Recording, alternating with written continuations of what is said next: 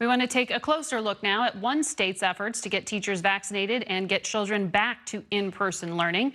Kentucky Democratic Governor Andy Beshear joins us this morning from Frankfort. Good morning to you.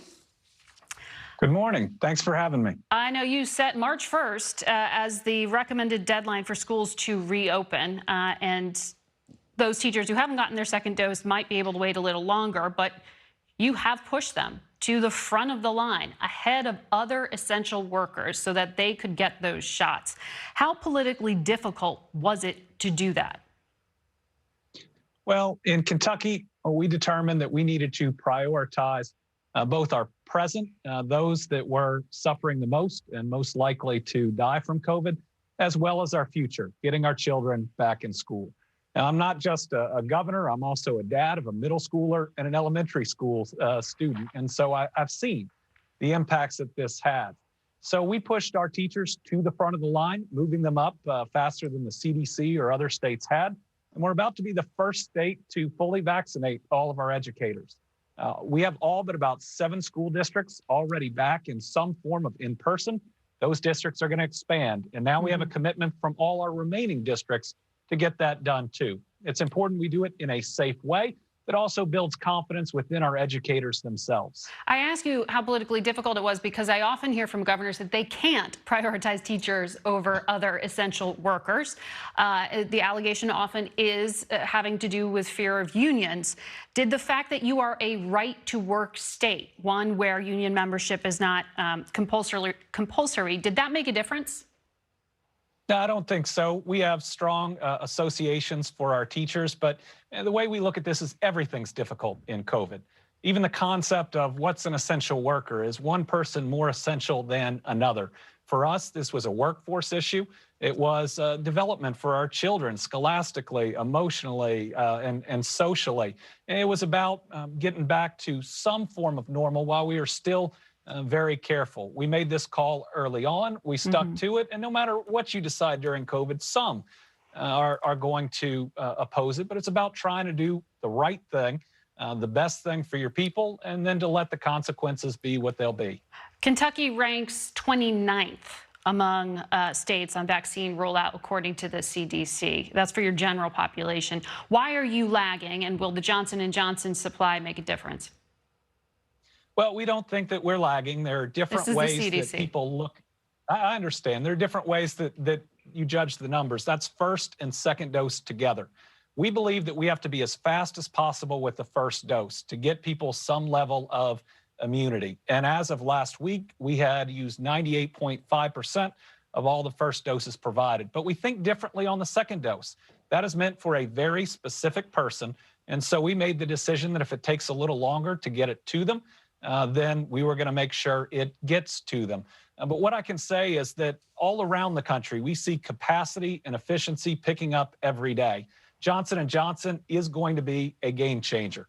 The fact that we can fully vaccinate everyone in just one shot, that it basically eliminates death and serious illness, and that we're going to get tens of thousands of additional vaccines per week, per state. It's just going to get us to the finish line that much faster. We're really excited about it here in Kentucky. The more vaccine you can send us, the better. You're a Democrat, and since we've heard from a number of Republicans about the infighting within their party, I need to ask you about the infighting within yours. West Virginia's Senator Joe Manchin, who is a Democrat in a red state, told us after the election that, quote, the radical part of the Democratic Party scared the bejesus out of rural voters in 2020. Do you believe that the progressive wing of your party is out of touch? Oh, I believe our party, like others, have lots of different people with lots of different views, but the ability to discuss those in a way where we don't make enemies out of one another is what's so important inside our party or for our country at large. And people are passionate about the views they have, but we also have to be respectful of one another to make sure that what brings us together isn't who we dislike, but it's what we stand for. And so when those debates are occurring, if they're actually on issues, then we're moving in the right direction, even if there is disagreement on those issues. I'm highly concerned that what is bringing too many people together in our country is who they dislike and not what they actually stand for. The Senate Minority Leader, Mitch McConnell, from your state, criticized this COVID relief bill that President Biden is putting together and which just passed the House. He's called it deliberately partisan, actively harmful to America's recovery. How much do you need this money, and is it a mistake for President Biden to muscle this through with only Democratic support? I can tell you that every county judge executive and every mayor across Kentucky, whether Democrat, Republican, or independent, they'll tell you they desperately need this assistance.